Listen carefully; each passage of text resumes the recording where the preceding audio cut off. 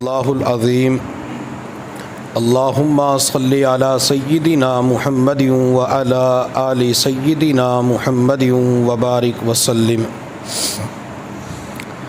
کرے غیر بت کی پوجا تو کافر، کرے غیر بت کی پوجا تو کافر، کواکب میں مانے کرشمہ تو کافر، جھکے آگ پر بہر سجدہ تو کافر، مگر مؤمنوں پر کشادہ ہیں راہیں، پرستش کریں شوق سے جس کی چاہیں، مزاروں پہ دن رات نظریں چڑھائیں، شہیدوں سے جا جا کے مانگیں دعائیں، اماموں کا رتبہ نبی سے بڑھائیں، نبی کو جو چاہیں خدا کر دکھائیں، نہ توحید میں کچھ خلل اس سے آئے، نہ ایمان بگڑے نہ اسلام جائے۔ اللہ رب العزت نے قرآن عظیم الشان کی سورۃ الاخلاص کے اندر ارشاد فرمایا، قل هو اللہ احد۔ محبوب صلی اللہ علیہ وسلم آپ کہہ دیجئے کہ وہ اللہ ایک ہے۔ اللہ الصمد، اللہ رب العزت بے نیاز ہے، لم یلد ولم یولد، نہ اس کا بیٹا ہے اور نہ وہ خود کسی کا بیٹا ہے، ولم یکن لہ کفوا احد، اور نہ کوئی اس کا ہمسر برابر ہے۔ یہ تو اس صورت مبارکہ کا ترجمہ تھا۔ اس صورت مبارکہ کے کچھ فضائل بھی ہیں۔ حضور صلی اللہ علیہ وسلم نے ایک مرتبہ حضرات صحابہ کرام سے فرمایا کہ میرے صحابہ جمع ہو جاؤ۔ تمام صحابہ جمع ہوئے۔ آپ علیہ الصلاۃ والسلام نے ارشاد فرمایا کہ میں آج تمہیں قرآن کا تیسرا حصہ سناتا ہوں۔ آپ علیہ الصلاۃ والسلام نے صحابہ کرام کے سامنے سورۃ الاخلاص کی تلاوت فرمائی۔ تلاوت کرنے کے فوراً بعد آپ گھر تشریف لے گئے۔ حضرات صحابہ کرام فرماتے ہم یہ سمجھے کہ شاید نبی علیہ السلام کے اوپر وحی نازل ہوئی، جس کی وجہ سے گھر تشریف لے گئے۔ کافی دیر کے بعد جب آپ علیہ الصلاۃ والسلام مسجد کے اندر تشریف لائے تو ہم نے آپ کے چہرے انور کی طرف دیکھنا شروع کر دیا۔ آپ علیہ الصلاۃ والسلام نے فرمایا خیریت تو ہے؟ اللہ کے نبی آپ نے فرمایا تھا کہ قرآن کا تیسرا حصہ سناؤں گا، گویا کہ قرآن کے 10 پارے سناؤں گا۔ آپ علیہ الصلاۃ والسلام نے ارشاد فرمایا تھوڑی دیر پہلے میں نے آپ کے سامنے سورۃ الاخلاص کی تلاوت فرمائی، اس کا ثواب 10 پاروں کے برابر ہے۔ آپ علیہ الصلاۃ والسلام نے ایک مرتبہ حضرات صحابہ کرام سے فرمایا میرے صحابہ، تم میں سے کوئی بندہ اس کی طاقت رکھتا ہے کہ رات کو سونے سے پہلے 10 پاروں کی تلاوت کر لے؟ اللہ کے نبی یہ تو بڑا مشکل کام ہے، ہر بندہ اس 10 پاروں کی تلاوت نہیں کر سکتا، بیماری ہوتی ہے، کوئی بوڑھا ہوتا ہے، خواتین کے گھروں کے اندر کام کاج ہوتے ہیں۔ میرے محبوب صلی اللہ علیہ وسلم نے ارشاد فرمایا جو بندہ رات کو سونے سے پہلے ایک مرتبہ سورۃ الاخلاص پڑھتا ہے، اللہ تعالیٰ 10 پاروں کا اجر عطا فرما دیتے ہیں۔ تو اگر کوئی بندہ 3 مرتبہ سورۃ الاخلاص پڑھ لے، اللہ تعالیٰ پورے قرآن کی تلاوت کا ثواب عطا فرما دیتے ہیں۔ اور یہی وجہ ہے کہ علماء کرام، فقہاء کرام، مشائخ اعظام فرماتے ہیں جب بندہ قبرستان کے اندر ایصال ثواب کے لیے جائے، وہ قبرستان کے اندر پہنچ کے قبر کے پاس کھڑے ہو کے سورۃ الملک نہیں پڑھ سکتا، کوئی بات نہیں، سورہ یاسین نہیں پڑھ سکتا، کوئی بات نہیں، اس کے پاس وقت مختصر ہے، یہ 3 مرتبہ سورۃ الاخلاص پڑھ کے ایصال ثواب کر دے، اللہ تعالیٰ پورے قرآن کا ثواب مردے کو پہنچا دیں گے۔ حضرت انس رضی اللہ تعالی عنہ فرماتے ہیں مسجد قباء کے اندر ایک قاری صاحب تھے جو ہر نماز کے اندر سورہ فاتحہ پڑھنے کے بعد سورۃ الاخلاص کی تلاوت فرماتے، اس کے بعد کوئی اور سورت ملاتے۔ مثال کے طور پہ پہلی رکعت کے اندر سورۃ الاخلاص پڑھی، اب یہ سورت مکمل کرنے کے فوراً بعد سورۃ العادیات پڑھ لیتے، کبھی سورۃ الفجر پڑھ لیتے، کسی اور پارے سے تلاوت کر لیتے۔ تو مقتدیوں نے کہا کہ آپ یہ کیا کرتے ہیں، آپ کی ایک سورت کے اوپر تسلی نہیں ہوتی؟ اگر آپ نے سورۃ الاخلاص پڑھنی ہے تو ایک دفعہ پڑھ کے کوئی اور رکوع کر لیا کرے، یا آپ ہر مرتبہ سورۃ الاخلاص کے ساتھ کوئی اور سورت ملاتے ہیں؟ تو اس نے کہا کہ میں تو اسی طرح نماز پڑھاؤں گا، اگر نماز میرے پیچھے پڑھنی ہے تو ٹھیک ہے، ورنہ میں نماز نہیں پڑھاتا۔ اب وہ قاری صاحب نیک تھے، با کردار تھے، اچھے تھے، آواز بھی اللہ نے دی تھی، اب کوئی اسے جواب دینے کے لیے تیار نہ ہوا۔ حضرت انس رضی اللہ تعالیٰ عنہ فرماتے ہیں حضور صلی اللہ علیہ وسلم مدینہ طیبہ سے قباء بستی کے اندر تشریف لائے، اور آپ علیہ الصلوۃ والسلام کے سامنے اہل قباء نے قاری صاحب کا شکوہ بیان کیا۔ اللہ کے نبی ہر رکعت کے اندر سورہ فاتحہ کے بعد یہ سورہ اخلاص کی تلاوت کرتے ہیں، تو آپ علیہ الصلوۃ والسلام نے قاری صاحب کو بلا کے پوچھا خیریت تو ہے؟ تو اس قاری صاحب نے جواب دیا، یا رسول اللہ مجھے اس سورت کے ساتھ بڑی محبت ہے، جب تک میں نماز کے اندر اس سورت کو نہ پڑھوں اس وقت تک دل کو تسکین نہیں پہنچتی۔ محبوب صلی اللہ علیہ وسلم نے ارشاد فرمایا تو اس سورت کے ساتھ محبت کرتا ہے، اللہ بھی تجھ سے محبت فرماتے ہیں۔ تو گویا کہ اس سورت کو بار بار پڑھنے کی وجہ سے اللہ کی محبت نصیب ہو جاتی ہے۔ حضرت عائشہ صدیقہ رضی اللہ تعالی عنہ فرماتی ہیں نبی علیہ الصلوۃ والسلام نے جہاد کے سفر پہ ایک لشکر کو روانہ کیا، تو لشکر کے جو امیر تھے وہ ہر رکعت کے اندر سورہ فاتحہ کے بعد سورۃ الاخلاص پڑھا کرتے تھے۔ جب واپس آئے نبی علیہ الصلوۃ والسلام کو کارگزاری سنائی، آپ علیہ الصلوۃ والسلام کو کسی صحابی نے کہا اللہ کے نبی ہر رکعت کے اندر سورۃ الاخلاص پڑھتے تھے، تو آپ علیہ الصلوۃ والسلام نے امیر لشکر سے پوچھا خیریت تو ہے، یہ آپ سورۃ الاخلاص کیوں پڑھتے تھے؟ تو صحابی نے جواب دیا، یا رسول اللہ صلی اللہ علیہ وسلم اس سورت کے اندر میرے اللہ کی صفات کو بیان کیا گیا ہے اور مجھے اس سورت کے ساتھ بڑی محبت ہے۔ تو آپ علیہ الصلوۃ والسلام نے ارشاد فرمایا اللہ بھی تجھ سے پیار فرماتے ہیں۔ اس سورت کی برکت سے جہاں اللہ کی محبت نصیب ہوتی ہے، اللہ تعالیٰ وہاں بندے کو اپنا پیار بھی عطا فرما دیتے ہیں۔ اور میرے محبوب صلی اللہ علیہ وسلم فجر کی سنتوں کے اندر پہلی رکعت میں سورۃ الکافرون پڑھتے اور دوسری رکعت کے اندر آپ سورۃ الاخلاص پڑھا کرتے تھے۔ اسی طرح مغرب کی سنتوں کے اندر آپ علیہ الصلوۃ والسلام پہلی رکعت میں سورۃ الکافرون اور دوسری رکعت کے اندر سورۃ الاخلاص پڑھا کرتے تھے۔ آپ علیہ الصلوۃ والسلام نے یہ بھی تعلیم دی ہے کہ جب کوئی بندہ سفر پہ جائے تو 5 سورتوں کی تلاوت کر لے، سورۃ الکافرون، سورۃ النصر، سورۃ الاخلاص، سورۃ الفلق اور سورۃ الناس۔ میرے محبوب نے حضرت جبیر سے فرمایا تھا اگر تم سفر کے اندر ان 5 سورتوں کی تلاوت کرو گے تو اللہ تعالیٰ سفر کی صعوبتوں اور مشقتوں کو ختم فرما دیں گے۔ اسی طرح آپ علیہ الصلوۃ والسلام رات کے وقت سونے سے پہلے اس کی تعلیم دیتے ہیں اور خود نبی علیہ الصلوۃ والسلام اس کا اہتمام کیا کرتے تھے۔ ایک حدیث کے اندر آپ علیہ الصلوۃ والسلام نے ارشاد فرمایا جب کوئی بندہ ایک مرتبہ سورۃ الاخلاص پڑھتا ہے تو اللہ تعالیٰ اس بندے کو 10 پاروں کی تلاوت کا ثواب عطا فرماتے ہیں۔ بندہ پھر پڑھتا ہے حتیٰ کہ سورۃ الاخلاص 10 مرتبہ پڑھ لیتا ہے، اللہ بندے کے لیے جنت کے اندر ایک محل تعمیر کروا دیتے ہیں۔ حضرت عمر فاروق رضی اللہ تعالی عنہ نے عرض کہ اللہ کے نبی ہم تو متعدد بار یہ سورت پڑھ کر جنت کے اندر کئی محلات بنوا سکتے ہیں، تو محبوب صلی اللہ علیہ وسلم نے ارشاد فرمایا عمر اللہ رب العزت کی رحمت بہت وسیع ہے، جتنی مرتبہ سورۃ الاخلاص پڑھو گے اللہ جنت کے اندر محل تعمیر کروا دیں گے۔ میں تو یوں کہوں گا اگر یہ سورۃ الاخلاص ہماری زندگی کے اندر روزانہ 10 مرتبہ آ جاتی ہے تو اللہ تعالیٰ جنت کے اندر پوری کالونی ہمارے نام فرما دیں گے۔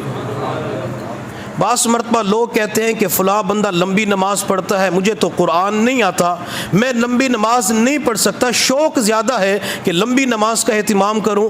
اگر یہ بندہ نفل نماز کا اہتمام کرتا ہے، لمبی نماز پڑھنا چاہتا ہے، اسے اور زیادہ صورتیں نہیں آتی، تو سورۃ الاخلاص ہی بار بار پڑھتا رہے، 20 مرتبہ پڑھ لے، 50 مرتبہ پڑھ لے، 100 مرتبہ پڑھ لے۔ جب یہ سورۃ الاخلاص بار بار پڑھے گا تو ایک تو لمبی نماز کا شوق بھی پورا ہو جائے گا اور اللہ تعالیٰ اس سورت کی برکت سے اپنی محبت بھی عطا فرما دیں گے۔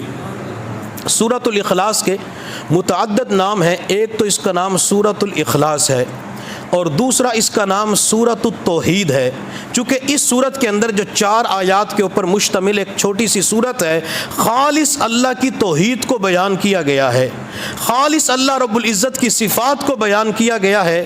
اور اس سورت کا ایک نام سورۃ المعرفت بھی ہے، یعنی اس سورت کی برکت سے انسان کو اللہ کی پہچان ہو جاتی ہے، انسان کو اللہ کی معرفت اس سورت کی برکت سے مل جاتی ہے۔ اس سورت کا شان نزول کیا ہے؟ جب میرے اللہ نے حضور صلی اللہ علیہ وسلم کے کندھوں کے اوپر نبوت کا بوجھ ڈالا، آپ کو نبوت کی ذمہ داری دی، محبوب صلی اللہ علیہ وسلم نے لوگوں کو اللہ کی طرف بلایا، قولوا لا الہ الا اللہ تفلحون، لوگوں لا الہ الا اللہ پڑھو کامیاب ہو جاؤ گے۔ جب نبی علیہ السلام نے لوگوں کو اللہ کی طرف بلایا تو بعض مشرکین مکہ نے جاہلانہ سوال کیا کہ اللہ تعالیٰ کس چیز کا بنا ہوا ہے؟ اللہ سونے کا بنا ہوا ہے، چاندی کا بنا ہوا ہے، پتھر کا بنا ہوا ہے، لوہے کا بنا ہوا ہے؟ چونکہ مشرکین مکہ نے اپنے ہاتھوں سے مختلف دھاتوں کے خدا بنائے ہوئے تھے، بیت اللہ کے اندر کوئی سونے کا خدا رکھا ہوا تھا، کوئی چاندی کا خدا رکھا ہوا تھا، بعضوں نے لوہے کے خدا بنائے ہوئے تھے، مٹی کے خدا بنائے ہوئے تھے۔ بیت اللہ کے اندر 360 خدا مشرکین نے بنا کے رکھے تھے، اور ہندوؤں کے بارے میں آتا ہے ہندوؤں نے 33 کروڑ اپنے خدا بنائے ہوئے ہیں، 1 کروڑ نہیں، 10 کروڑ نہیں، 33 کروڑ اپنے دیوتا خدا بنائے ہوئے ہیں۔ تو مشرکین مکہ نے کہا کہ جس اللہ کی طرف آپ بلاتے ہیں وہ کس چیز کا بنا ہوا ہے؟ ایک سوال تو یہ کیا، اور دوسرا سوال بعض مشرکین مکہ نے یہ کیا کہ ہمارے ہاں سلسلہ نسب ہوتا ہے، شجرہ نسب ہوتا ہے کہ میں فلاں کا بیٹا، وہ فلاں کے بیٹے، گویا کہ یہ لڑی اوپر تک چلتی ہے۔ تیرے اللہ کا حسب نسب کیا ہے؟ تیرے اللہ کا شجر نسب کیا ہے؟ حضور صلی اللہ علیہ وسلم اس وقت خاموش ہو گئے، تو میرے اللہ نے اپنے محبوب کے اوپر سورۃ الاخلاص نازل فرمائی۔ اللہ نے اس سورت کے اندر جو 4 آیات کے اوپر مشتمل ہے، مشرکین کے ان 2 سوالوں کا جواب دیا کہ اللہ کس چیز کا بنا ہوا ہے، اللہ کا حسب نسب بھی ہے۔ جیسا کہ معاشرے کے اندر جب کوئی بندہ دین کا علم حاصل کرتا ہے تو اس کا ایک سلسلہ نسب ہوتا ہے کہ میں نے فلاں سے علم حاصل کیا، اس نے فلاں سے علم حاصل کیا، یہ سلسلہ چلتے چلتے نبی علیہ الصلوۃ والسلام تک پہنچ جاتا ہے۔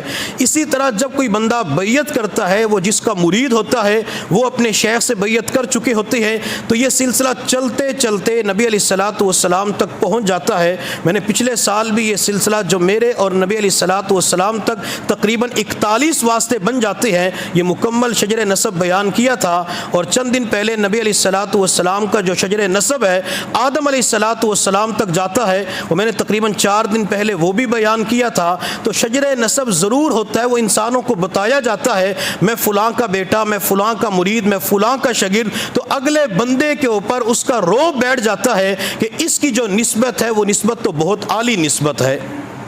میرے اللہ نے اس سورت کی پہلی آیت کے اندر ارشاد فرمایا قل هو اللہ احد، محبوب صلی اللہ علیہ وسلم آپ فرما دیجئے کہ وہ اللہ ایک ہے، وہ اللہ ایک ہے۔ چونکہ مشرکین مکہ کے 360 خدا تھے، اور اسی طرح بعض لوگوں کا یہ عقیدہ تھا کہ اللہ 2 ہیں، اللہ 3 ہے، تو اللہ نے اس آیت کے اندر یہ بتلا دیا کہ اللہ 2 نہیں ہے، 3 نہیں ہے، 360 نہیں ہے، 33 کروڑ خدا نہیں ہے، بلکہ اللہ صرف ایک ہی ہے۔ مجوسیوں کا عقیدہ یہ تھا کہ اللہ 2 ہیں۔ میرے اللہ نے قرآن میں فرمایا لو کان فیہما آلہۃ الا اللہ لفسدتا، اگر 2 خدا ہوتے تو زمین کے اندر فساد مچ جاتا، زمین کے اوپر فساد برپا ہو جاتا۔ چونکہ ایک خدا یہ کہتا کہ ملتان کے اندر بارش آنی چاہیے، دوسرا خدا کہتا کہ ان لوگوں کو بارش کی ضرورت نہیں ہے، ایک خدا کہتا کہ اس کے اوپر رزق کے دروازے کھولنے چاہیے، دوسرا کہتا کہ رزق کے دروازے بند کرنے چاہیے۔ اگر 2 خدا ہوتے تو زمین کے اندر فساد برپا ہو جاتا۔ تو مجوسیوں کا عقیدہ یہ تھا کہ خدا 2 ہیں، اور انہوں نے ان کے نام بھی رکھے ہوئے تھے۔ ایک خدا کا نام یزدان رکھا ہوا تھا، اور دوسرے خدا کا نام اہرمن رکھا ہوا تھا۔ جس کا نام یزدان رکھا ہوا تھا کہا کرتے تھے یہ خالق خیر ہے، اور جس کا نام اہرمن رکھا ہوا تھا اس کا نام خالق شر ہے، یعنی یہ خیر کو پیدا کرنے والا، یہ شر کو پیدا کرنے والا۔ حالانکہ اللہ رب العزت ایک ہی ہے جس نے خیر کو بھی پیدا فرما دیا، شر شر کو بھی پیدا فرما دیا۔ بعض مرتبہ جو دنیاوی علوم سے وابستہ ہوتے ہیں ان کے دماغ کے اندر مختلف قسم کے اللہ کے بارے میں شکوک و شبہات ہوتے ہیں کہ اللہ تعالیٰ نے پھر شر کی چیزوں کو کیوں پیدا کر دیا، اللہ نے گناہ کو کیوں رکھ دیا، اللہ نے حرام کو کیوں رکھ دیا، اللہ نے اس چیز کو کیوں پیدا کر دیا۔ یہ دنیا دار الامتحان ہے۔ اللہ ان دونوں چیزوں کو دنیا کے اندر رکھ کر اپنے بندے کا امتحان لینا چاہتے ہیں کہ میرا بندہ خیر کو پکڑتا ہے یا شر کو پکڑتا ہے۔ اگر بندہ خیر کو پکڑ لیتا ہے تو نجات پا جاتا ہے، اگر وہ شر، گناہ، ظلم کی طرف چلا جاتا ہے تو اس بندے کی اللہ کی بارگاہ کے اندر گرفت ہوتی ہے۔ اسی طرح عیسائیوں کا ایک عقیدہ تھا، لقد کفر الذین قالوا ان اللہ هو المسیح ابن مریم۔ وہ عیسیٰ علیہ السلام کے بارے میں تھا کہ عیسیٰ خدا ہے، گویا کہ وہ عیسیٰ علیہ السلام کو خدا تصور کیا کرتے تھے۔ اسی طرح عیسائیوں کے اندر ایک عقیدہ تثلیث بھی پایا جاتا ہے۔ حضرت عیسیٰ علیہ السلام، حضرت مریم علیہ السلام اور اسی طرح اللہ تعالیٰ، وہ عیسائی یہ کہتے ہیں کہ یہ تین مل کر ایک خدا بنے ہیں، جسے قرآن عظیم الشان کے اندر میرے اللہ نے فرمایا لقد کفر الذین قالوا ان اللہ ثالث ثلاثہ، کہ لوگوں نے کہا کہ اللہ تین میں سے تیسرا ہے۔ تو وہ ایک اس آیت کے اندر اللہ نے عیسائیوں کے اس عقیدے کی بھی تردید کی ہے کہ وہ اللہ تین میں سے ایک نہیں ہے بلکہ وہ اللہ صرف ایک ہی ہے۔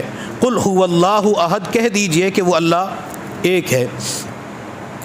بعض مرتبہ جو گوگل کو اپنا امام بناتے ہیں، جو پروفیسر، ڈاکٹر، لیکچرار کو اپنا استاد بناتے ہیں، جو سارا علوم انٹرنیٹ کے سامنے بیٹھ کے حاصل کرتے ہیں، بعض مرتبہ ان لوگوں کی باتوں کی وجہ سے آج کا مسلمان نوجوان اللہ رب العزت کی ذات کے بارے میں ایسے شکوک و شبہات کے اندر مبتلا ہوتا ہے، وہ اس نوبت تک پہنچ جاتا ہے، کہتے ہیں کہ اللہ ہے ہی نہیں، وہ اللہ کے وجود کا انکار کر دیتا ہے۔ میں ایک علاقے کے اندر ہر مہینے بیان کے لیے جاتا رہتا ہوں، تو میرے جو میزبان ہیں ان کے بھائی کینیڈا کے اندر رہتے تھے، تو کینیڈا کے اندر رہتے ہوئے وہ مسلمان گھر کے اندر پیدا ہونے والا، اللہ کا نام لینے والا، اس نے ایک دن فون کر کے اپنے بھائی کو کہہ دیا قربانی کے موقع پہ کہ یہ تم جانوروں کے اوپر ظلم کیوں کرتے ہو؟ تو اس نے کہا اللہ کا حکم ہے، اللہ کے نبی نے حکم دیا۔ تو اس نے کہا یہ جانوروں کے اوپر ظلم ہوتا ہے، قربانی نہ کرو، اور یہ جو تم نماز پڑھتے ہو، یہ صبح سے لے کر شام تک تم اٹھک بیٹھک کرتے ہو، اس کا کوئی فائدہ نہیں ہے، نہ اللہ ہے نہ اللہ نے عبادت کا حکم دیا ہے۔ جب وہ بندہ کینیڈا سے پاکستان آیا تو میں نے ان کے بھائی سے کہا کہ آپ ان کو ایک مرتبہ جھنگ کے اندر لے جائے، حضرت سے ملاقات کروا دے۔ تو میرے اللہ کا اس بندے کے اوپر اتنا خاص کرم اور فضل ہوا کہ وہ جو ہی حضرت کی مجلس کے اندر پہنچا صرف ملاقات کے لیے، تو ملاقات کرنے کے نتیجے کے اندر دل کے اندر ایک شوق پیدا ہوا کہ میں ان سے بیعت کر لیتا ہوں۔ چنانچہ حضرت کے ہاتھ کے اوپر بیعت ہوا اور اس کے بعد اللہ کو ماننا شروع کر دیا۔ تو آج بھی دہریہ قسم کے لوگ پائے جاتے ہیں جو اللہ کے وجود کے قائل نہیں ہیں، کہتے اللہ نہیں ہے، اللہ کا وجود نہیں ہے۔ اگر اللہ ہے تو دکھاؤ کہاں پہ ہے، اگر اللہ ہے تو دکھاؤ کیا کر رہا ہے، اگر اللہ ہے تو اللہ کا رخ کس طرف ہے، اگر اللہ ہے تو اللہ کا چہرہ کیسے ہے، اگر اللہ ہے اللہ کی زبان کیسی ہے، اللہ نے قرآن کے اندر اپنی پنڈلی کا تذکرہ کیا تو اللہ کی پنڈلی کیسی ہے، اللہ نے قرآن کے اندر اپنے ہاتھوں کا تذکرہ کیا ان الذین یبایعونک انما یبایعون اللہ، تو اللہ کے ہاتھ کیسے ہیں، اللہ کے ہاتھوں کے اوپر بال بھی ہیں، اللہ کے ناخن بھی ہیں، اللہ کے پورے بھی ہیں، رگے بھی ہیں۔ تو اس قسم کے سوالات آج کے معاشرے کے اندر بھی کیے جاتے ہیں۔ میرے حضرت فرماتے ہیں کہ جس مل کے اندر میں کام کیا کرتا تھا تو وہاں پہ ایک نوجوان بھی کام کرتا تھا، اللہ نے اس کو صحت بھی عطا کی تھی، جوانی بھی دی تھی، مال بھی دیا تھا، گویا کہ دنیا کی تمام تر نعمتیں اللہ رب العزت نے اسے عطا کی تھی۔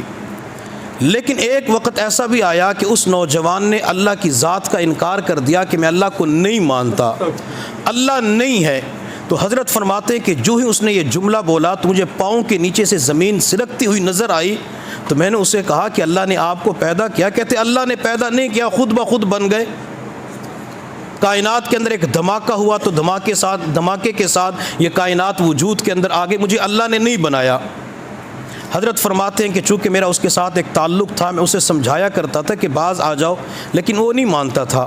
حتیٰ کہ ایک موقع ایسا بھی آیا کہ وہ بندہ اپنے گھر سے مل کی طرف آ رہا تھا تو راستے کے اندر اس کا ایکسیڈنٹ ہو گیا، شدید زخم آئے، وہ بستر مرض کے اوپر پڑا ہوا تھا، ملک پاکستان کے اندر علاج کروایا گیا۔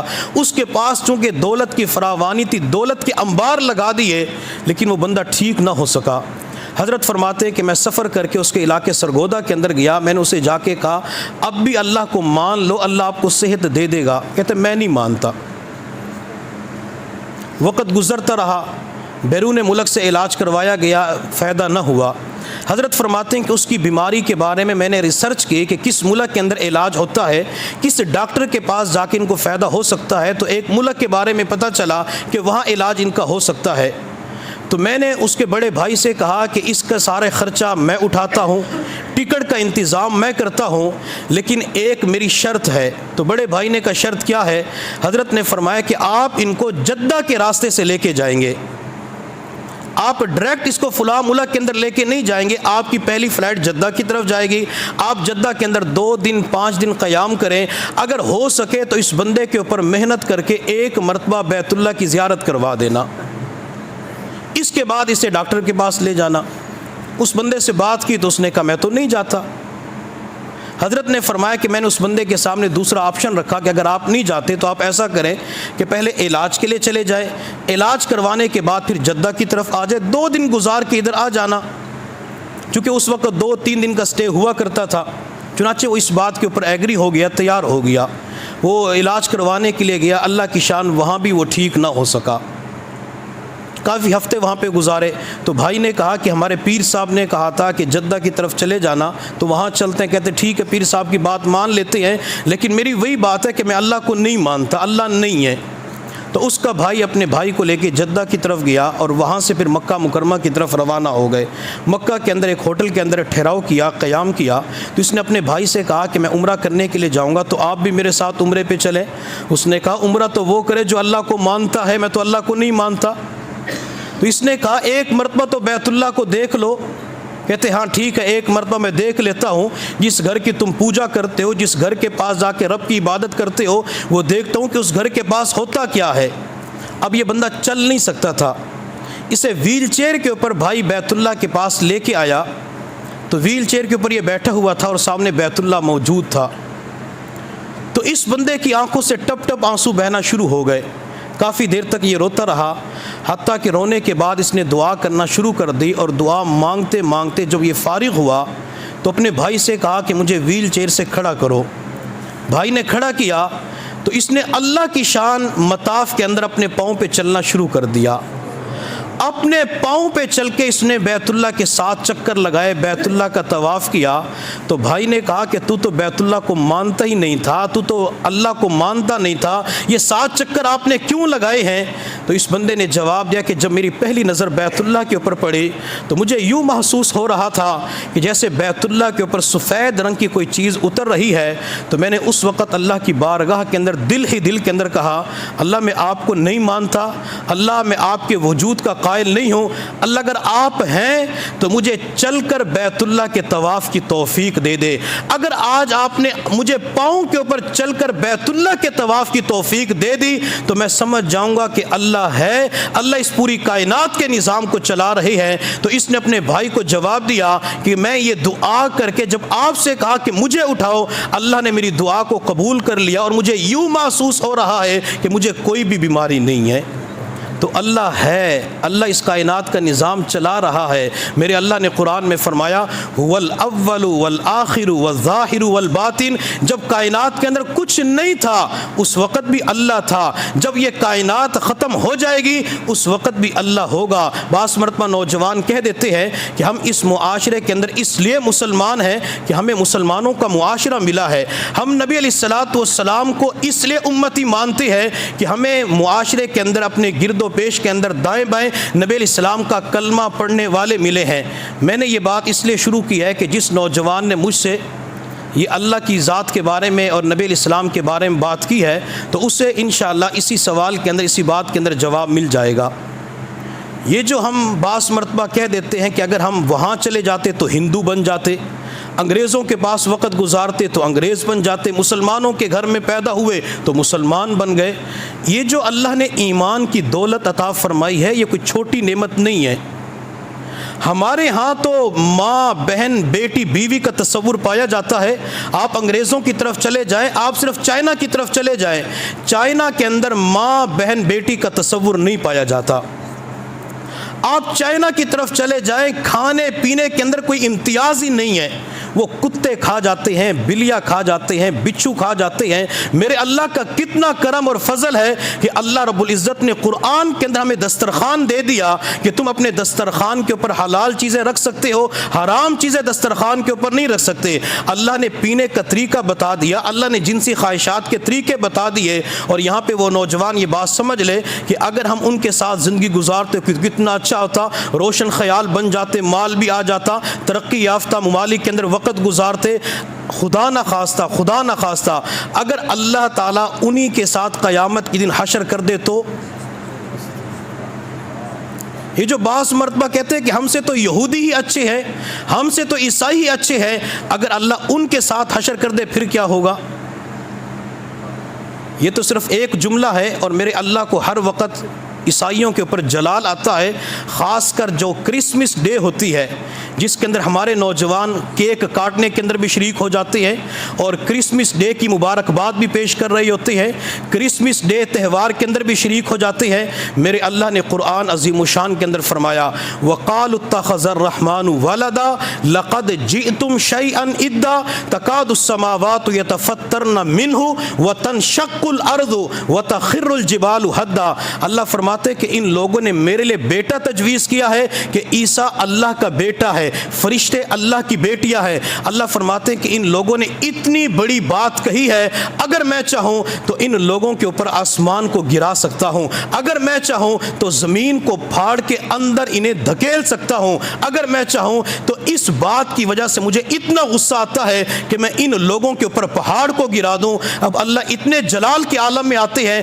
جب کوئی بندہ یہ کہتا ہے کہ عیسیٰ اللہ کے بیٹے ہیں۔ اور کرسمس ڈے کیوں منایا جاتا ہے؟ کہ وہ لوگ عیسیٰ علیہ السلام کو اللہ کا بیٹا مانتے ہیں، ہم عیسیٰ علیہ السلام کو اللہ کا بیٹا نہیں مانتے۔ عیسیٰ علیہ السلام تو اللہ کے نبی ہے، تو گویا کہ کرسمس ڈے کے اندر جو بندہ شریک ہو جاتا ہے یوں سمجھ لے کہ اس کے اوپر اللہ کا غصہ اور جلال ہوتا ہے۔ وہ ایک بندہ جو ہندوؤں کے ہاں تہوار ہوتا ہے دیوالی، تو کیا کہتے ہیں دیوالی، تو ہندوستان کے اندر ایک مرتبہ دیوالی ہو رہی تھی، تو راستے کے اندر ایک گدھا کھڑا ہوا تھا۔ کوئی ایمان والا مسلمان بندہ کلمہ پڑھنے والا اس گدھے کے قریب سے گزرا اور کہا کہ تیرے اوپر کسی نے رنگ نہیں چھڑکا، تیرے اوپر کسی نے رنگ نہیں ڈالا، میں تیرے اوپر رنگ ڈال دیتا ہوں۔ منہ کے اندر پان رکھا ہوا تھا تو پان کی پچکاری اس کے گدھے کے اوپر ڈال دی۔ اللہ نے اسی کام کی وجہ سے اس بندے کی پکڑ کر لے۔ اللہ نے فرمایا کہ تو نے چونکہ ان ہندوؤں کی مشابہت اختیار کی ہے، اب میں تمہیں انہی کے ساتھ کر دیتا ہوں۔ تو اللہ بعض مرتبہ یہ جو عیسائی ہیں، یہودی ہیں، انگریز ہیں، من تشبہ بقوم فہو منہم، جو جس قوم کی مشابہت اختیار کرے گا قیامت کے دن اسی کے ساتھ اٹھایا جائے گا۔ تو ہمیں چاہیے کہ اللہ نے جو ایمان کی دولت عطا فرمائی ہے اس نعمت کے اوپر خوشی کا اظہار کیا کریں، اس نعمت کے اوپر اللہ کا شکر ادا کیا کریں۔ میرے حضرت فرماتے ہیں کہ ایک مرتبہ روس کی ریاستوں کے اندر جانا ہوا۔ یہ جو حضرت کی ایک کتاب ہے لاہور سے تاخاک بخارا سمرقند، اس کتاب کو ضرور پڑھا کریں، اس سے ایمانی روحانی کیفیات کے اندر اضافہ ہوتا ہے اور حضرت کی محبت بھی بندے کو نصیب ہو جاتی ہے کہ اللہ نے ان راستوں کے اندر کیسا کام لیا ہے۔ حضرت فرماتے ہیں کہ ایک مسجد کے اندر نماز پڑھ کے فارغ ہوئے، میرے پاس چند نوجوان آئے، ان نوجوانوں نے آ کے کہا کہ حضرت ہماری والدہ آپ سے بات کرنا چاہتی ہے۔ تو میں نے کہا کہ ٹھیک ہے چلے جاتے ہیں۔ جب گھر کے اندر داخل ہوئے تو وہ والدہ بوڑھی ہو چکی تھی، ہڈیوں کا ڈھانچہ بنی ہوئی تھی، اس کی عمر بہت زیادہ تھی۔ تو میں اس کے قریب ہوا تو اس نے ہاتھ اٹھائے اور دعا مانگنا شروع کر دی۔ مجھے اس کی زبان سمجھ نہیں آ رہی تھی، تو میں نے بیٹوں سے پوچھا کہ والدہ کیا کہہ رہی ہے؟ اور اس وقت پوری دنیا کے اندر جو زبانیں بولی جاتی ہیں ان کی تعداد 2964 زبانیں ہیں۔ 2964 زبانیں پوری دنیا کے اندر بولی جاتی ہیں۔ تو حضرت فرماتے میں نے بیٹوں سے کہا کہ آپ کی والدہ کیا کہہ رہی ہے؟ تو بیٹوں نے کہا کہ حضرت ہماری والدہ کہہ رہی ہے کہ میرے ایمان کے لیے دعا فرما دے۔ میرے ایمان کے لیے دعا کر دے کہ اللہ خاتمہ ایمان پہ فرما دے۔ اور جب بندے کی داڑھی کے اندر، بالوں کے اندر سفید بال آ جاتے ہیں تو اکثر لوگوں کو دیکھا گیا وہ ایک دعا یہ کراتے ہیں کہ حضرت دعا کریں اللہ خاتمہ ایمان پہ فرما دے، اللہ آخری وقت ایمان کی دولت نصیب فرما دے۔ تو اس ایمان کے بارے میں بڑے بڑے حضرات فکر مند نظر آتے ہیں۔ ایک صحابی رضی اللہ تعالی عنہ کے سامنے گندم کا دانہ پڑا ہوا تھا تو زارو قطار رو رہے تھے۔ کسی نے پوچھا آپ سے گناہ کبیرہ ہو گیا؟ تو گندم کے دانے کو اٹھا کے فرمایا میری زندگی کے گناہ اس دانے کے برابر بھی نہیں ہے۔ تو کیوں رو رہے ہیں؟ صحابی نے جواب دیا میں اس بات پہ رو رہا ہوں میں دنیا سے جاتے وقت اپنا ایمان بچا کے لے جا سکوں گا یا نہیں۔ ایمان کے اوپر رو رہے تھے۔ بخاری شریف کے اندر ایک محدث کا تذکرہ آتا ہے، حضرت ربعی بن حراش رحمۃ اللہ علیہ، ان کو کسی بندے نے پوری زندگی ہنستے مسکراتے ہوئے نہیں دیکھا، کسی بندے نے پوری زندگی جھوٹ بولتے ہوئے نہیں دیکھا۔ تو کسی نے ایک دن پوچھ لیا حضرت آپ بالکل نہیں مسکراتے، وجہ کیا ہے؟ حضرت ربعی بن حراش رحمۃ اللہ علیہ نے جواب دیا بھائی میں کیسے مسکرا سکتا ہوں، ابھی تو مجھے نہیں پتا اپنا ایمان بچا کے لے جا سکوں گا یا نہیں۔ ہاں جس دن مجھے پتا چل گیا اپنا ایمان بچانے کے اندر کامیاب ہو چکا ہوں اس دن دنیا والے مجھے ہنستا ہوا دیکھیں گے۔ پوری زندگی کسی نے ہنستے ہوئے نہیں دیکھا۔ جب ان کا انتقال ہو گیا غسل دینے والے انہیں غسل دے رہے تھے، یہ غسل کے تختے پر مسلسل مسکرا رہے تھے اور دنیا والوں کو میسج بھیج رہے تھے دنیا والوں الحمدللہ اپنا ایمان بچا کر لے جانے میں کامیاب ہو چکا ہوں۔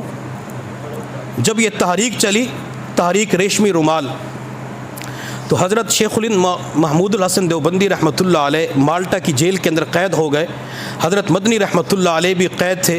تو وقت کی حکومت نے بدترین تشدد کرنے کے بعد اعلان کیا کہ ان تمام قیدیوں کو پھانسی کے پھندے پہ چڑھا دو۔ حضرت مدنی رحمۃ اللہ علیہ فرماتے ہیں کہ جو ہی مجھے اس اعلان کی خبر ہوئی تو میں بڑا خوش ہو گیا۔ میں نے جا کے جیل کے تمام قیدیوں سے کہا کہ ہماری موت کا فیصلہ ہو چکا ہے اور ہمیں شہادت مل جائے گی، اللہ کا بڑا کرم ہو گیا۔ حضرت مدنی فرماتے ہیں کہ میں خوشی کے عالم میں شیخ الہند رحمۃ اللہ علیہ کے پاس گیا تو میں نے جا کے ان کو کہا کہ حضرت آپ کو پتہ چلا ہے وقت کی حکومت نے پھانسی دینے کا اعلان کیا ہے؟ تو شیخ الہند رحمۃ اللہ علیہ نے بچوں کی طرح بلک بلک کے رونا شروع کر دیا۔ تو میں نے کہا حضرت موت کی وجہ سے رو رہے ہیں، موت کے خوف سے ڈر رہے ہیں؟ حضرت شیخ الہند رحمۃ اللہ علیہ نے فرمایا بیٹا حسین احمد موت کے خوف سے نہیں رو رہا، میں تو اس بات پہ رو رہا ہوں بعض مرتبہ اللہ بندے کی جان بھی لے لیتا ہے اور قبول بھی نہیں کرتا۔ کہیں ایسا تو نہیں کہ اللہ جان بھی لے لے اور قبول بھی نہ فرمائے۔ کہنے والے نے کیا خوب کہا، کون مقبول ہے کون مردود ہے، کون مقبول ہے کون مردود ہے، بے خبر کیا خبر تجھ کو کیا کون ہے، جب تلیں گے عمل سب کے میزان پر تب کھلے گا کہ کھوٹا کھرا کون ہے۔ اور یہ جو ذہن کے اندر سوال آتا ہے کہ اگر ہم یہودیوں کے ساتھ رہتے، اگر ہم ہندوؤں کے ساتھ رہتے تو اچھا ہوتا، یہ تو دنیا کے اندر انسان ان کو اچھا کہتے ہیں، یہی لوگ قیامت کے دن کیا کہیں گے؟ میرے اللہ نے قرآن میں فرمایا ربما یود الذین کفروا لو کانوا مسلمین، جب اللہ قیامت کے دن عام معافی کا اعلان فرمائیں گے تو اس وقت یہ سارے کافر کہیں گے کاش ہم دنیا کے اندر کم از کم کلمہ ہی پڑھ لیتے۔ قیامت کے دن تمنا کریں گے، چاہت کریں گے کاش کلمہ پڑھ لیتے، نماز نہ پڑھ سکے وہ علیحدہ صرف کلمہ پڑھ لیتے تو آج کلمے کی وجہ سے ہماری نجات کا فیصلہ ہو جاتا۔ تو ہم اپنے اکابرین سے، محلے کے استاد سے، ماں کی گود کے اندر ہم نے جو سنا ہے کہ اللہ ہے، اللہ کائنات کے نظام کو چلا رہا ہے، اس اللہ کے بارے میں عقیدہ رکھیں گے تو انشاءاللہ زندگی سنور جائے گی، آخرت بھی سنور جائے گی۔ میں اللہ کے وجود کے اوپر قرآن کے دلائل کی طرف نہیں جانا چاہتا، میں صرف اس وقت عقلی دلیل دینا چاہتا ہوں۔ اگر آج کا نوجوان اس عقلی دلیل کو اپنے پلے باندھ لے تو یونیورسٹیوں کے اندر، باہر کے ماحول کے اندر، فتنوں کے زمانے میں جو اللہ کے وجود کے منکر نظر آتے ہیں تو انہیں جواب دینا آسان ہو جائے گا۔ امام اعظم ابو حنیفہ رحمۃ اللہ علیہ کے دور کے اندر ایک بندے نے کہا کہ اللہ نہیں ہے، اگر اللہ ہے تو مجھے دکھاؤ، اور مجھے جواب قرآن سے نہیں چاہیے، مجھے جواب احادیث سے نہیں چاہیے، مجھے عقلی طور پہ جواب چاہیے۔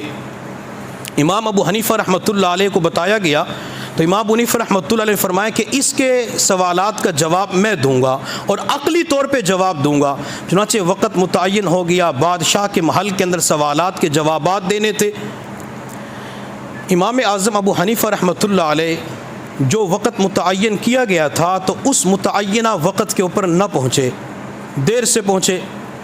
تو جس بندے نے اعتراض کیے تھے دہریہ قسم کا تھا، تو بادشاہ سے کہنے لگا بادشاہ سلامت، آپ کا مناظر وقت کے اوپر تو آیا نہیں، دیر سے آیا ہے۔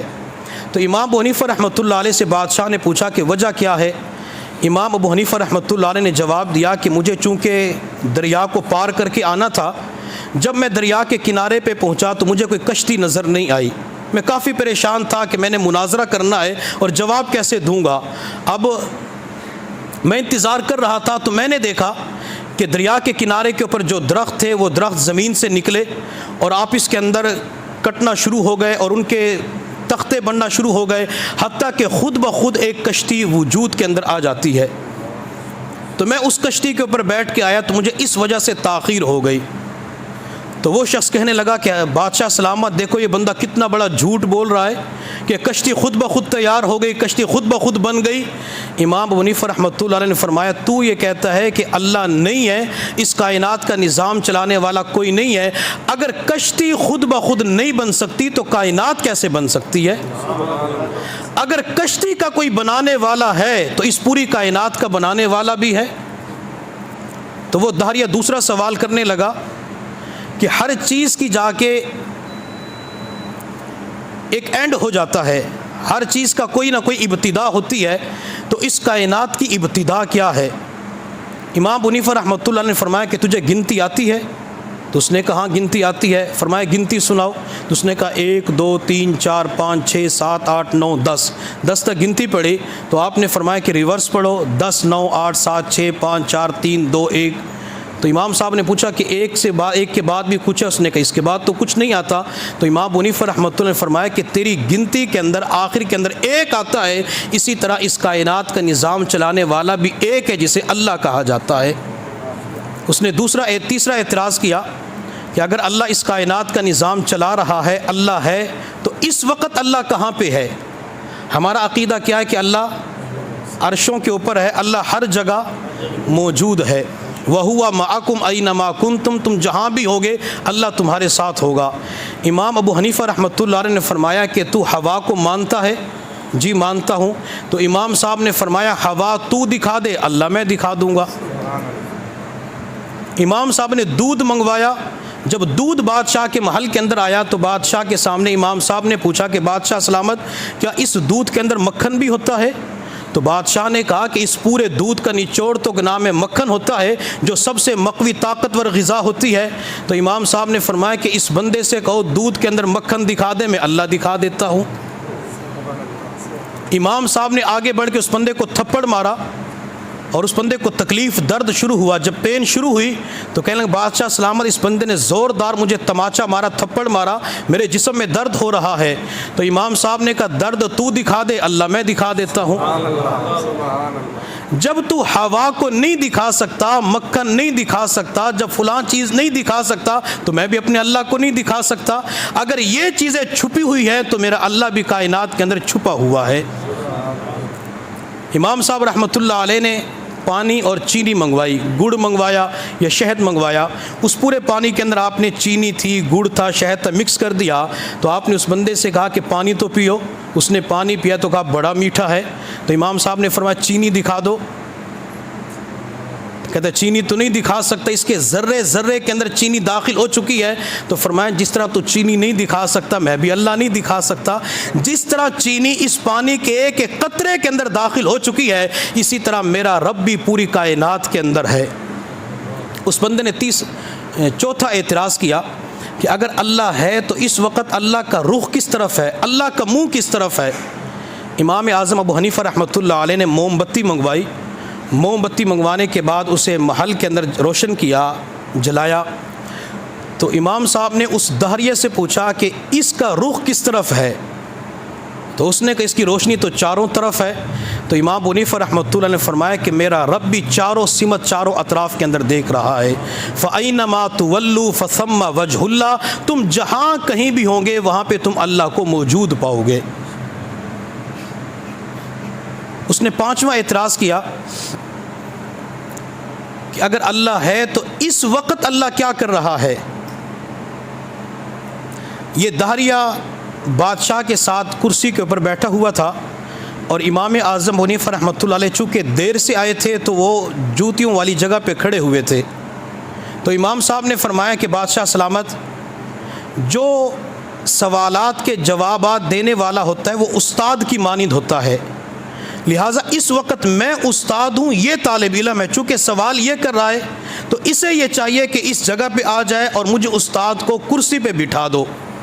تو بادشاہ نے امام صاحب کو کرسی پہ بٹھایا اور اس داہریہ کو جوتیوں والی جگہ کے اندر بٹھا دیا. تو امام ابو حنیفہ رحمۃ اللہ نے فرمایا کہ تجھ جیسے ذلیل کو اللہ نے جوتیوں کے اندر کھڑا کر دیا اور مجھے اللہ نے اس وقت کرسی کے اوپر بٹھا دیا. تو اللہ نے اس وقت یہ کیا ہے. تو یہ امام صاحب نے عقلی طور پہ چند دلائل دیے ہیں، اگر ان کو یاد کریں گے تو دوسروں کو عقلی طور پہ جواب دینا آسان ہو جائے گا. امام شافعی رحمۃ اللہ علیہ سے کسی نے پوچھا کہ حضرت اللہ ہے؟ تو امام شافعی رحمۃ اللہ نے فرمایا جی اللہ ہے. امام شافعی سے کہا کہ دلیل پیش کریں. امام شافعی رحمۃ اللہ نے فرمایا کبھی آپ نے شہتوت کو دیکھا ہے؟ تو اس نے کہا شہتوت تو بڑا میٹھا ہوتا ہے. تو شہتوت کے پتے کو بھی دیکھا ہے؟ جی حضرت شہتوت کے پتے کو بھی دیکھا ہے. تو امام شافعی رحمۃ اللہ نے فرمایا وہ پتا اگر بکری کھائے تو کیا نکلتا ہے؟ تو اس نے کہا بکری کھائے تو دودھ نکلتا ہے. فرمایا اگر وہ شہتوت کا پکا پتا ریشم کا کیڑا کھائے تو کیا نکلتا ہے؟ جی ریشم نکلتا ہے. اگر اسے شہد کی مکھی کھائے تو کیا نکلتا ہے؟ تو اس نے کہا شہد نکلتا ہے. امام شافعی رحمۃ اللہ نے فرمایا کیا تجھے ایک پتے کے اندر رب نظر نہیں آ رہا کہ وہ ایک پتا اللہ نے بنایا، اسی پتے کو بکری کھائے تو دودھ نکلتا ہے، شہد کی مکھی کھائے تو میٹھا شہد نکلتا ہے، اگر اسی کو فلاں جانور کھا لے تو مختلف چیزیں نکلتی ہیں. تو یہ شہتوت کا پتا بتا رہا ہے کہ کائنات کا نظام چلانے والا اللہ رب العزت ہے. امام احمد بن حنبل رحمۃ اللہ علیہ سے کسی نے پوچھا اللہ ہے؟ تو امام احمد بن حنبل رحمۃ اللہ علیہ نے عقلی طور پہ جواب دیا. امام احمد بن حنبل رحمۃ اللہ نے فرمایا کہ میں نے ایک ایسے محل کو دیکھا ہے جس کا کوئی دروازہ نہیں ہے، جس کا کوئی سوراخ نہیں ہے، سوئی کے ناکے کے برابر بھی سوراخ نہیں ہے، ہر طرف سے وہ محل وہ گھر بند پڑا ہوا ہے. لیکن اچانک میں کیا دیکھتا ہوں اس محل کے دو حصے ہوتے ہیں.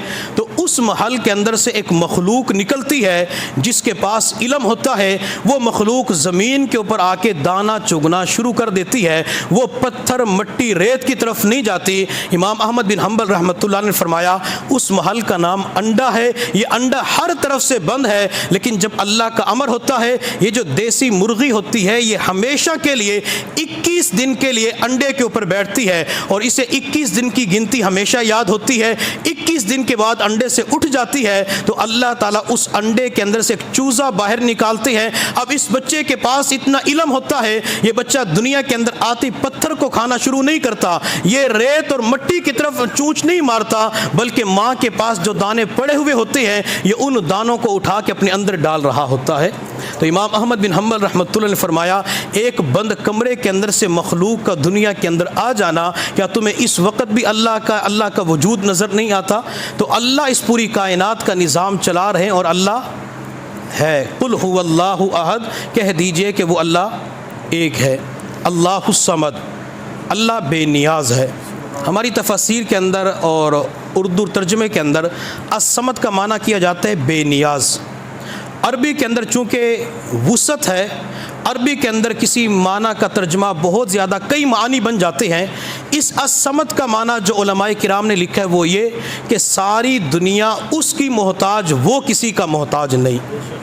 میں بولنے کے اندر اللہ کا محتاج، اللہ میرا محتاج نہیں ہے. میں سننے کے اندر اللہ کا محتاج، اللہ کسی کا محتاج نہیں ہے. میں چلنے کے اندر، پھرنے کے اندر، اٹھنے بیٹھنے کے اندر، سونے جاگنے کے اندر، معاملات کے اندر، کھانے پینے کے اندر، ہر اعتبار سے میں اللہ کا محتاج ہوں اور اللہ کسی کا محتاج نہیں ہے. اور یہی وجہ ہے کہ عیسائیوں نے اللہ کے بارے میں کہا تھا کہ اللہ کی تو بیوی بھی ہے، مریم کو اللہ کی بیوی قرار دے دیا. میرے اللہ نے قرآن عظیم الشان کے اندر اس کا جواب دیا وَلَمْ تَكُنْ لَهُ صَاحِبَةٌ، اللہ رب العزت کی کوئی بیوی نہیں ہے. اور بعض لوگوں نے، مشرکین مکہ نے کہا کہ اللہ کا سسرال بھی ہے. اللہ کا سسرال کون سا ہے؟ انہوں نے جنات، شیاطین اور فرشتوں کو اللہ کا سسرال بتا دیا. تو میرے اللہ نے قرآن عظیم الشان کے اندر کہا اللہ کا کوئی خاندان نہیں ہے، اللہ کی کوئی بیوی نہیں ہے، اللہ کا کوئی بیٹا نہیں ہے. لم یلد ولم یولد، اللہ نہ کسی کا بیٹا ہے اور نہ ہی اللہ کی آگے اولاد ہے، چونکہ عیسائیوں نے عیسیٰ علیہ السلام کے بارے میں کہا کہ یہ اللہ کا بیٹا ہے، اور اسی طرح بعض یہودیوں نے حضرت عزیر علیہ السلام کے بارے میں کہا وقالت الیہود عزیر ابن اللہ، کہ عزیر اللہ کا بیٹا ہے۔ عیسائیوں نے کہا کہ عیسیٰ اللہ کے بیٹے ہیں، اور بعض مشرکین مکہ نے کہا کہ یہ فرشتے اللہ کی بیٹیاں ہیں۔ عیسیٰ کو اللہ کا بیٹا بنایا، کس نے عزیر کو اللہ کا بیٹا بنایا، کس نے فرشتوں کو اللہ کی بیٹیاں بنایا، لیکن میرے اللہ نے قرآن کے اندر بڑا عجیب جواب دیا، اَلَکُمُ الذَّکَرُ وَلَهُ الْأُنثىٰ تِلْکَ اِذًا قِسْمَةٌ ضِیزَىٰ، اپنے لیے بیٹے پسند کرتے ہو، اللہ کے لیے بیٹیاں پسند کرتے ہو، کم از کم فیصلہ تو خود ٹھیک کر لیتے۔ مشرکین مکہ کے ہاں جب بچی کی ولادت ہوتی تھی، وَإِذَا بُشِّرَ أَحَدُهُم بِالْأُنثىٰ ظَلَّ وَجْهُهُ مُسْوَدًّا وَهُوَ كَظِيمٌ، بیٹی کی خوشخبری سن کے چہرے سیاہ ہو جایا کرتے تھے، تو اللہ فرماتے اپنے لیے بیٹیوں کو پسند نہیں کرتے اور اللہ کے لیے فرشتوں کو بیٹیاں قرار دیتے ہو۔ تو اللہ نے اس آیت کے اندر کیا جواب دیا؟ لم یلد، اللہ کا بیٹا، عیسیٰ اللہ کا بیٹا نہیں ہے، عزیر اللہ کا بیٹا نہیں ہے، فرشتے اللہ کی بیٹیاں نہیں ہیں۔ اور بعض مرتبہ لوگ ایک جملہ استعمال کرتے ہیں ہمارے معاشرے کے اندر، ہمارا پیر پہنچی ہوئی سرکار ہے۔ اس جملے کے اندر اگر گہرائی کی نظر سے دیکھا جائے تو یہ بھی بعض مرتبہ اپنے پیر کو اللہ کے برابر قرار دے رہے ہوتے ہیں کہ جو کچھ ان سے مانگیں گے دے دیں گے، داتا اولاد دیتا ہے، فلاں دربار والا میرے مسائل کو حل کر دیتا ہے۔ میرے اللہ نے قرآن عظیم الشان میں فرمایا وَجَعَلُوا لَهُ بَيْنَهُ جُزْءًا وَجَعَلُوا لَهُ مِنْ عِبَادِهِ جُزْءًا إِنَّ الْإِنسَانَ لَكَفُورٌ مُبِينٌ، کہ لوگوں نے بندوں میں سے کچھ کو اللہ کا جز قرار دے دیا، اللہ کا حصہ قرار دے دیا کہ ان کے پاس مانگیں گے تو یہ دے گا۔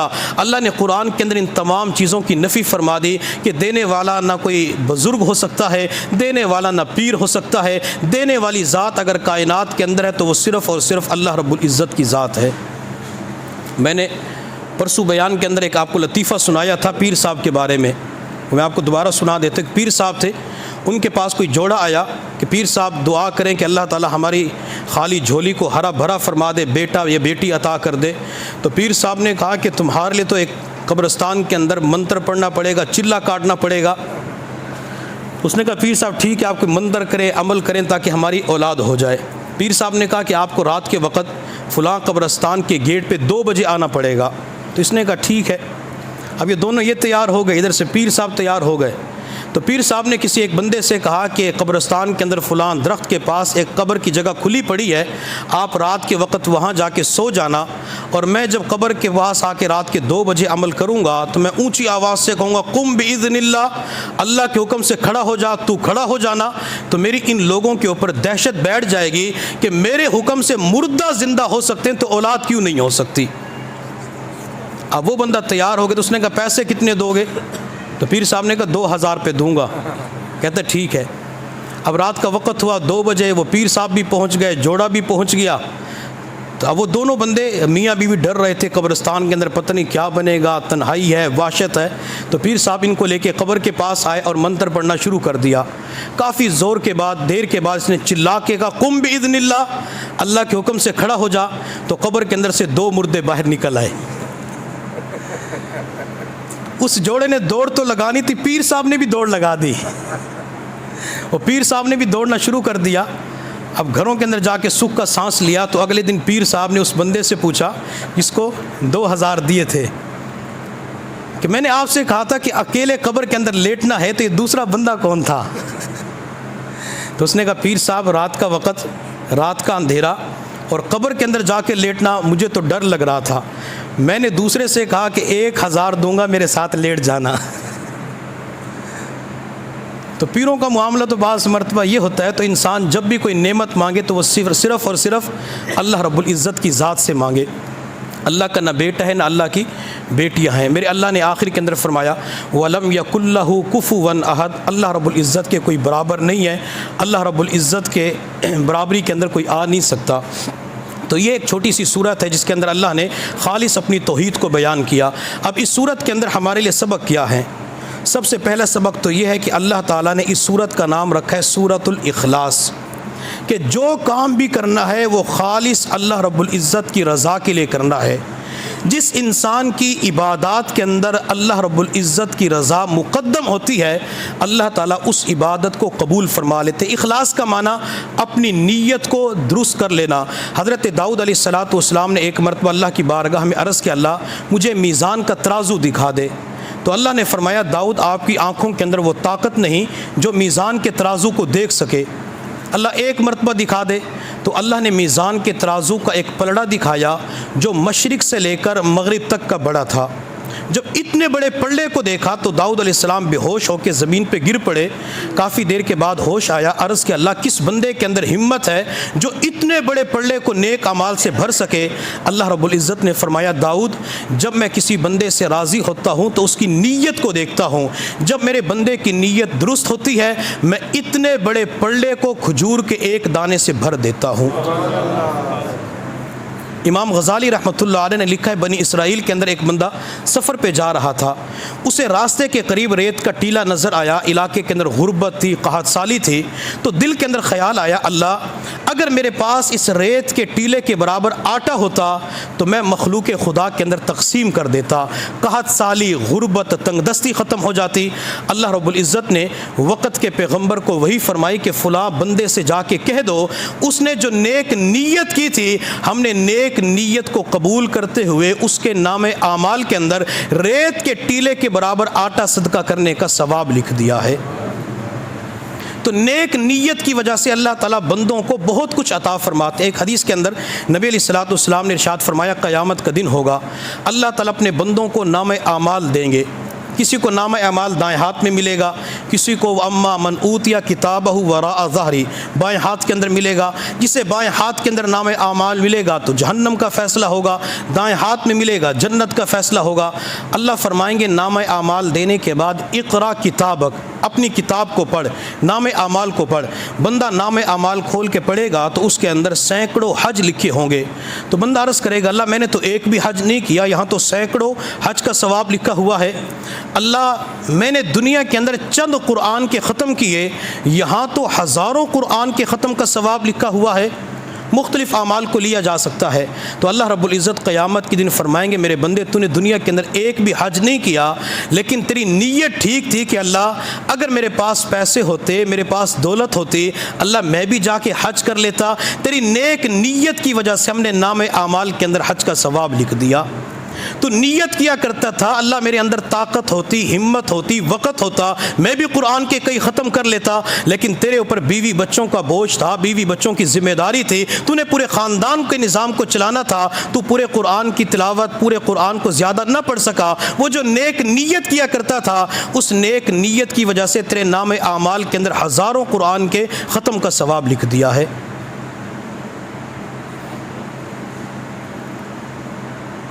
وہ بابا بلے شاہ رحمۃ اللہ علیہ نے نیک نیت کے بارے میں کچھ اشعار کہے ہیں، جے نہاتیاں دھوتیاں رب ملدا تے ملدا کمیاں مچھیاں نو۔ اگر نہانے دھونے سے رب مل جاتا تو پانی کے اندر رہنے والی مچھلی کو رب مل جاتا۔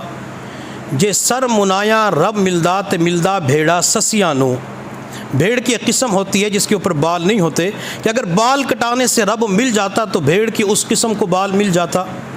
جے نہاتیاں دھوتیاں رب ملدا تے ملدا کمیاں مچھیاں نو۔ جے سر منایا رب ملدا تے ملدا بھیڑا سسیاں نو۔ جے رب ملدا تے ملدا نیتا اچھیاں نو۔ کہ جب بھی کسی کو رب ملتا ہے تو نیک نیت کے اوپر، اچھی نیت کے اوپر اللہ بندے کو اپنا قرب، اپنی رضا، اپنی معیت عطا فرما دیتے ہیں۔ اس لیے ہمیں ہر عمل کے اندر اپنی نیت کو درست کرنا چاہیے۔ اور اس صورت کے اندر دوسرا جو سبق ہمیں دیا گیا ہے وہ یہ دیا گیا کہ ہم نے عبادت صرف اللہ کی کرنی ہے، دنیا والوں کی عبادت نہیں کرنی۔ جیسا کہ میں نے آج فجر کے بیان کے اندر جو موضوع تھا ہمارا وہ یہ تھا کہ لوگ کیا کہیں گے۔ اس جملے کی وجہ سے عبادت کر لیتے ہیں اور اسی جملے کی وجہ سے بعض مرتبہ عبادت کو چھوڑ دیتے ہیں، گویا کہ اسی جملے کے دائیں بائیں آگے پیچھے زندگی گزار رہے ہوتے ہیں۔